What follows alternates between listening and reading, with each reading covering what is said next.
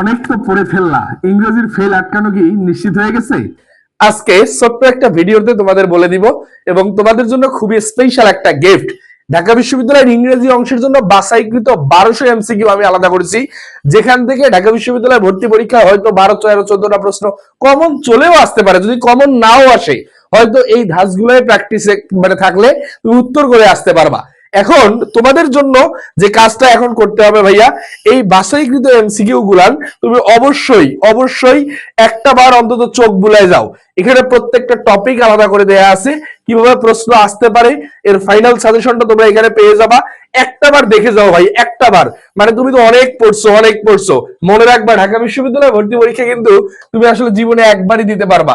এখানে প্রত্যেকটা টপিক যেগুলো ঢাকা বিশ্ববিদ্যালয়ে ভর্তি পরীক্ষায় খুবই আসার মতো বা আসার সম্ভাবনা আছে, বিগত সালের প্রশ্ন অ্যানালাইসিসের মাধ্যমে আমরা তৈরি করেছি। এখানে ইন টোটাল এমসিকিউ আছে খুব সম্ভবত 1200-র কাছাকাছি। তুমি একটাবার দেখে যাও, এটা শুধু গ্রামার না, কিন্তু টেক্সট বুক থেকে যেভাবে এমসিকিউ আসতে পারে তারও কিন্তু একটা কমপ্লিট প্যাকেজ দেয়া আছে। 1154টা এমসিকিউ দেয়া আছে।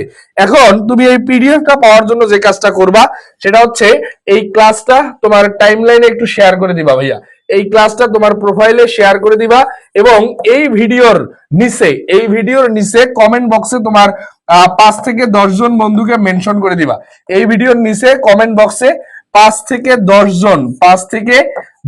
জন বন্ধুকে মেনশন করে দিবা। 5 থেকে 10 জন বন্ধুকে মেনশন করে দিবা এবং এই শেয়ার এবং মেনশন করার যে স্ক্রিনশট, এটা তুমি পেজে ইনবক্স করো, ইনশাআল্লাহ সাজেশনটা দিয়ে দেবো। এবং এতটুকু মাথায় রাখবা, যেহেতু এই প্রশ্নগুলো একদম বাছাইকৃত, কপাল ভালো থাকলে অনেক বেশি প্রশ্ন কমন চলেও আসতে পারে ইনশাআল্লাহ। দেখা হচ্ছে নতুন কোনো ভিডিও নিয়ে, দেখা হচ্ছে দেশের বিদ্যাপীঠ ঢাকা বিশ্ববিদ্যালয় ক্যাম্পাসে। হাল ছেড়ো না, চান্স হবে ইনশাআল্লাহ।